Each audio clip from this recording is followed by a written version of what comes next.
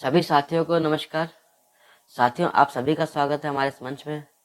और साथियों, अगर आप चाहते हैं कि बीएड टेट 2011 शिक्षक भर्ती से संबंधित आपको सभी जानकारी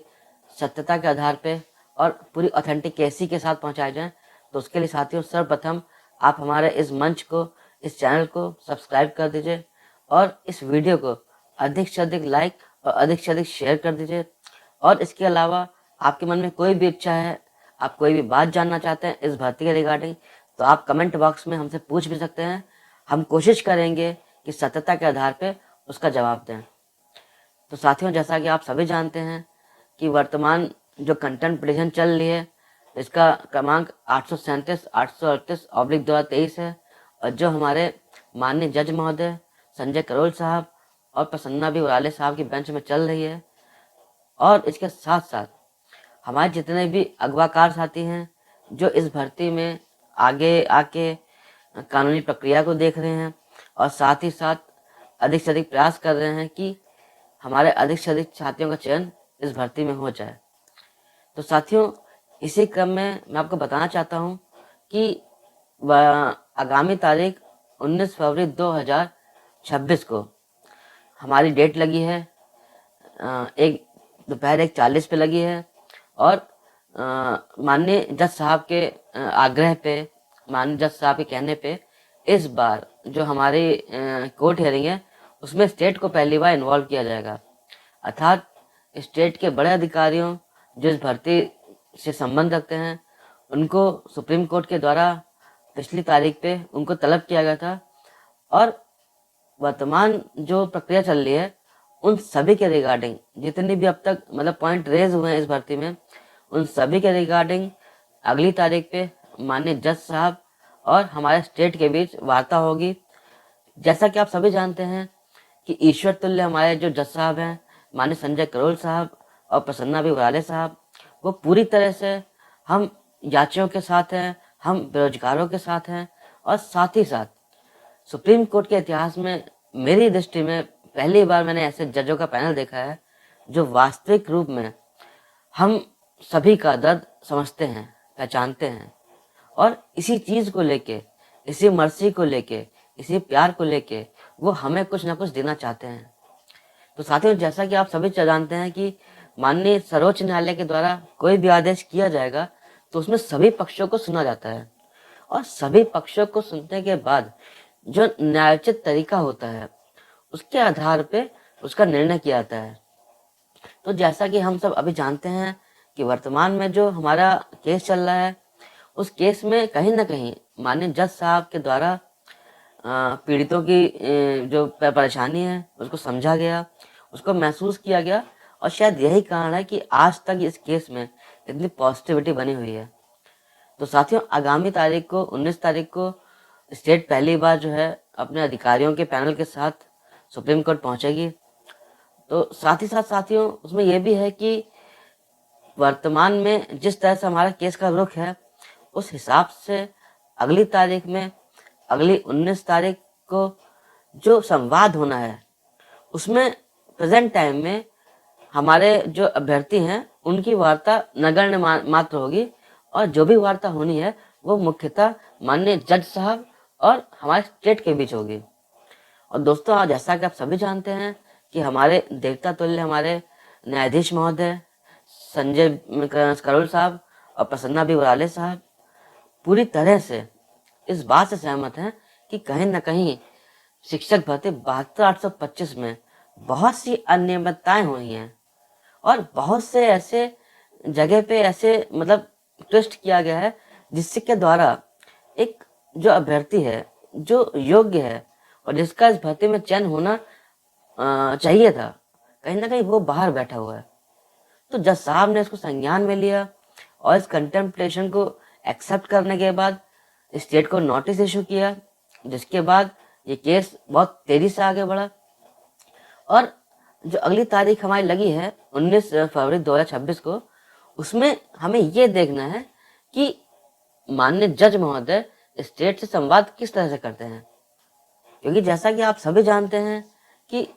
पास्ट में कोई भी सरकार रही हो, चाहे 2012 के बाद सपा की सरकार रही हो या 2017 के बाद भाजपा की सरकार रही हो, दोनों ही तरफ से अभ्यर्थियों को निराशा ही हाथ लगी।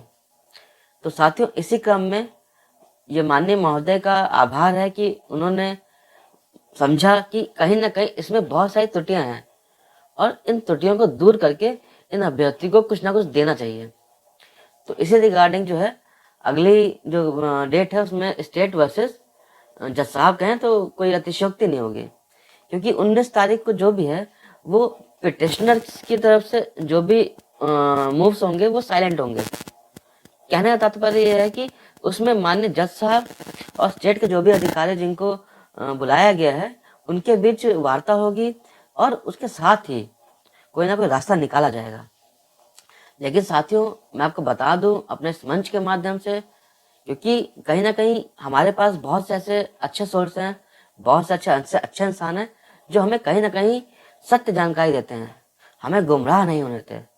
और उनकी सत्य जानकारी के ही आधार पे मैं आप तक वो सत्य जानकारी पहुंचा पाता हूँ। तो साथियों, इसी क्रम में मैं आपको बता दूं, अगर कोई ये कह रहा है कि आगामी 19 तारीख को स्टेट जो है वो हमारे पक्ष में आके कुछ कहेगी या हमारे पक्ष में आके कुछ पॉजिटिव अपना रिस्पॉन्स करेगी, तो साथियों ये पूरी तरह से गलत है। मेरे को प्राप्त जानकारी के अनुसार 19 तारीख को स्टेट जो है वो पूरे जोश खरोश के साथ आ रही है, वो अपने सीनियर एडवोकेट्स के पैनल को लेके आ रही है। क्योंकि साथियों, आपको पता है कि कहीं ना कहीं अनियमितताएं तो हुई हैं, और जिस तरह एक पिटिशनर का अधिकार होता है कि वो अपनी बात को रखे, उसी तरह स्टेट के पास भी अधिकार है कि वो अपनी बातों को रखे। तो अभी तक तो ये था कि स्टेट की तरफ से माननीय एसजी महोदया ऐश्वर्या भाटी जी आ रही थी, लेकिन प्राप्त जानकारी के अनुसार, सूत्रों की जानकारी के अनुसार, अब जो है आगामी तारीख में स्टेट की तरफ से बहुत सारे सीनियर लॉयर्स का एक पैनल आ रहा है जो विभिन्न विभिन्न पॉइंट्स पे जज साहब को आर्ग्यू करेगा। लेकिन सबसे बड़ी बात साथियों ये है कि जज साहब का रुख जो है वो कहीं ना कहीं बहुत स्पष्ट रूप में दिखाई दे रहा है कि जज साहब जिनके ऊपर भी मतलब उनके साथ जिनके साथ नियमितताएं हुई हैं और जो इस भर्ती से बाहर हो गए थे, मतलब जो पिटिशनर्स हैं और जो वर्तमान में बहुत ही ज्यादा, अगर मैं ये कहूँ कि प्रताड़ित हैं सब पूर्व की सरकारों द्वारा, तो इसमें ये होगा कि आपका पिटिशनर्स की तरफ से जो भी बातें अब तक कही गई हैं या जो भी पॉइंट्स रखे गए हैं उन सभी को फिलहाल अभी साइलेंट कर दिया जाएगा और स्टेट वर्सेस जज साहब के बीच संवाद होगा। और वर्तमान में स्टेट जो है वो पूरी अपनी जोश खरोश के साथ आ रही है, अपने पूरे एडवोकेट पैनल के साथ आ रही है। तो हमारा एक कर्तव्य बनता है कि हमारा ये बात हमारे अगवा कारों तक पहुंच जाए ताकि वो उसी हिसाब से अपनी रणनीतियों को आगे एग्जीक्यूट कर पाए। और सबसे बड़ी बात साथियों ये है कि सत्य पे कभी आंच नहीं आती, और सत्य तो यही है कि इस भर्ती में बहुत सी अनियमितताएं हुई हैं। तो इसी उम्मीद के साथ साथियों मैं छोटी सी जानकारी आपसे साझा करना चाहता हूँ कि होशियार रहिए, पेशेंस रखिए, और अगर वहां पे आपको जरूरत पड़े तो पिटिशनर्स की तरफ से जो भी एडवोकेट पैनल खड़ा होगा वो पूरी तरफ से हर पॉइंट पे ब्रीफ होना चाहिए कि अगर स्टेट के द्वारा कोई गुगली फेंकी जाए तो उसका काउंटर उनके पास तैयार रहे। और अगर तत्कालीन ऐसी कोई कंडीशन बनती है जिसका जवाब हमारे वर्तमान में उस समय अगर हमारे पैनल के पास नहीं होगा तो वो माननीय जज साहब से आग्रह करके